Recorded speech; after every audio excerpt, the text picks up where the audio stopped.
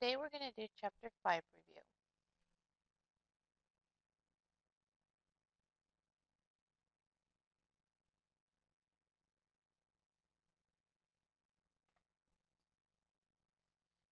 The first question says,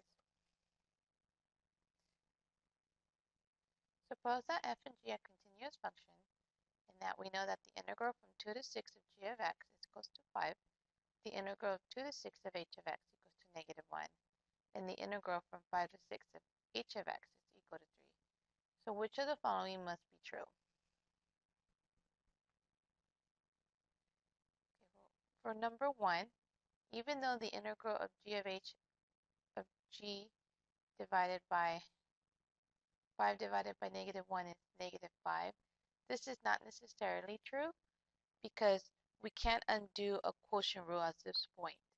So of the integration, just like derivatives, we don't know if this is true. It might be the answer, but at this point we don't know. The second part says the integral from 5 to 6 of 4h of x equals to 12. So since 4 is a constant, we can ignore it and put it in the front, and then we find the integral from 5 to 6 of h of x is equal to 3. So 4 times 3 is 12. So this is correct. The third one, since the integral from 2 to 5 of h of x equals to negative 4.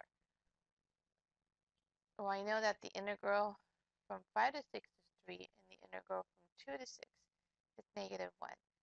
So let's do it. So we have 2,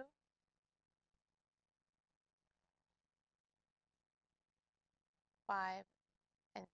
So I know that the integral from 2 to 6, so this whole thing, the area under the curve is negative 1, and the integral from 5 to 6, it's 3. So therefore, the integral from 2 to 5 has to be negative 4, because negative 4 plus 3 is negative 1. So this is true. So the answer would be 2 and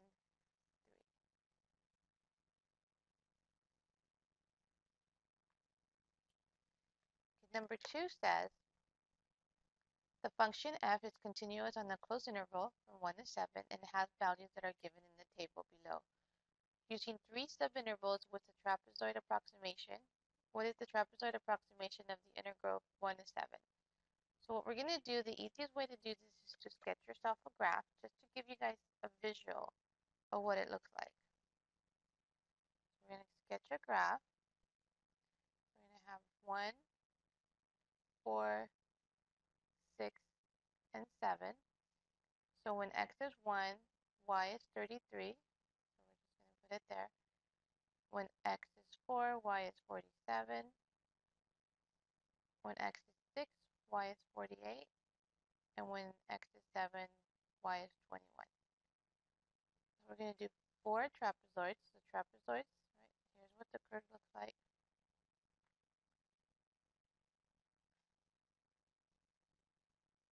So trapezoid is we connect both points and make a trapezoid.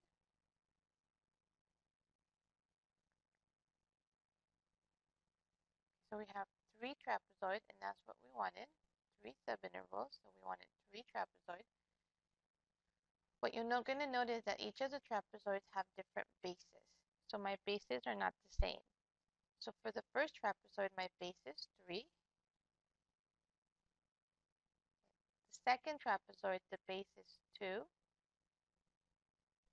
And the third one, the bases, or I should call them the height instead of the base. Because the trapezoids, these are the bases and these are the heights. So to find the area of the total, or the area under the curve, or as they call it, the integral from 1 to 7 of f of x. So we're going to do trapezoid. So base 1 plus base 2 times the height divided by 2. So that is the area of trapezoid 1 plus the area of trapezoid 2. So it's going to be base 1 plus base 2 times the height divided by 2. And the area of trapezoid 3 would be base 1 plus base 2 times the height divided by 2. So if you add all of this up, you should get 249.5. So the area under the curve is 249.5.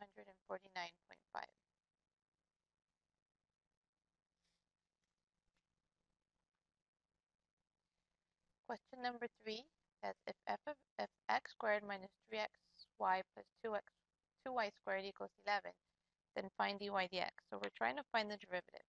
So we're going to use implicit differentiation. So we're going to find the derivative of 2 of x squared, which would be 2x. To find the derivative of negative 3xy, we're going to have to use the product rule. So u would be 3x, v would be y. The derivative of u is 3, derivative of v is y prime.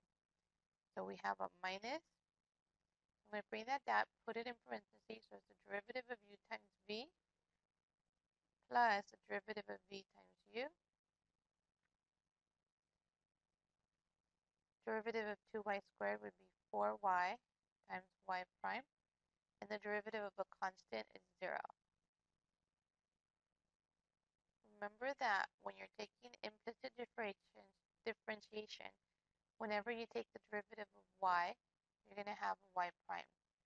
So any term that has a y prime stays on the left. Everything else gets moved on the right.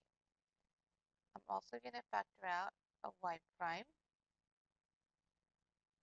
And then these go on the other side. So I'm going to have minus 2y plus 3y. Then I'm going to divide.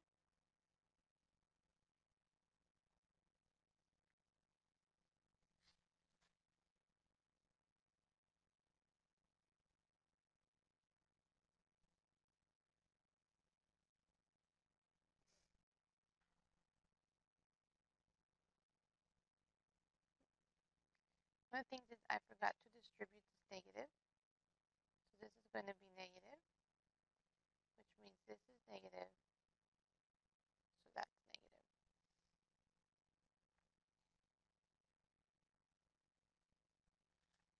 And there's my derivative. Okay, number 4 says if f of x is cosine to the 7th of x minus 2, then find the derivative.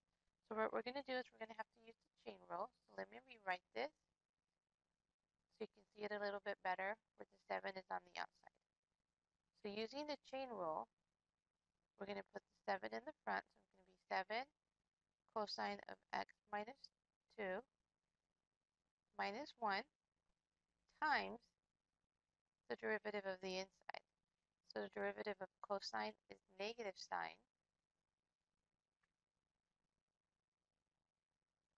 times the derivative of the inside, which is just 1. The derivative of x minus 2 is 1. So I'm going to have negative 7 cosine 6 of x minus 2 sine of x minus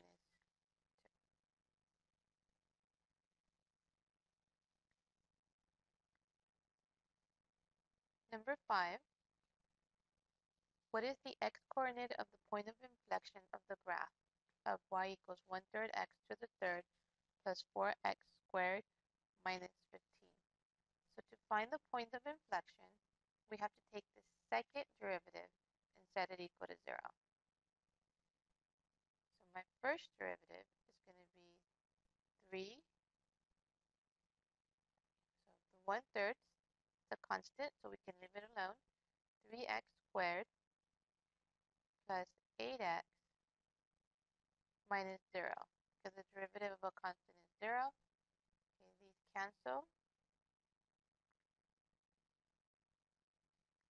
The second derivative is going to be 2x plus 8.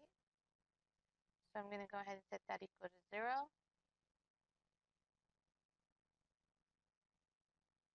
So x is negative 4. So this is a possible point of inflection. I have to verify to make sure that it is a point of inflection. And the way I verify is I have to check to see if the second derivative changes sign. So if the second derivative changes sign. So I need to check the number to the left of 4. So that becomes negative 10 plus 8. So that is negative. A number to the right of negative 4. So that's 0. That becomes positive. So it does change signs. So x equals -4 is the point of inflection. Remember to always check to make sure that the second derivative changes signs. Number 6, we're going to find the integral from -3 to 1 of the absolute value of x plus 2. So the easiest thing to do for these is to go ahead and graph it. So x plus 2 means that it's going to come over here to the -2. It's moving to the left 2. And we're finding the integral from -3 to 1. So the easiest thing to do would be to just do the area under the curve by drawing two triangles and finding the area of both triangles. So the area of triangle number 1 is base, which is 1, times the height. So the height at 3. Remember, your y value is the absolute value of x plus 2. So I'm going to substitute -3 into here. So my height is going to be 1 divided by 2. The second triangle, the base is 1, 2, 3. And the height, I'm going to substitute 1, will be 3. So I'm going to have 3 times 3 divided by 2. So I get 1/2 plus 9/2, which is 10/2, and that gives me 5.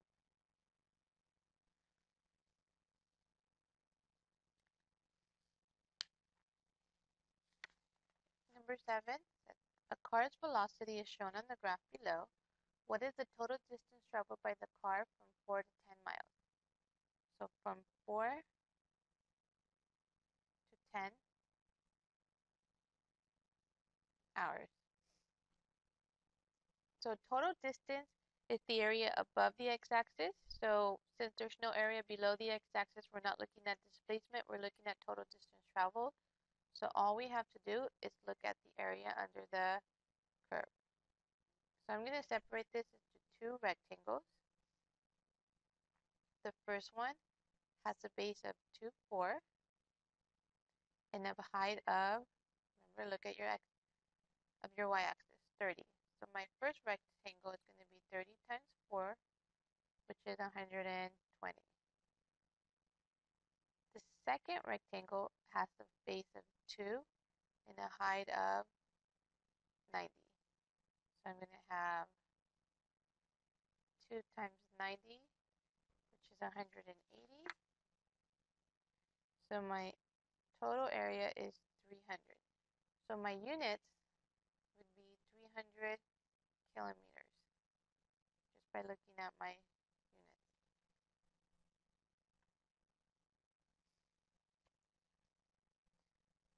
Number 8 says use the graph of the integrand and area to evaluate the integral from -10 to 10 of the square root of 100 minus x squared. So what we're going to do is we're going to go ahead and graph it.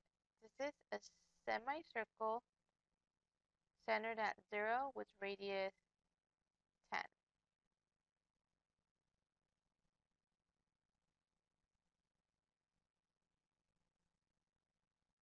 And I'm trying to find the area from -10 to 10.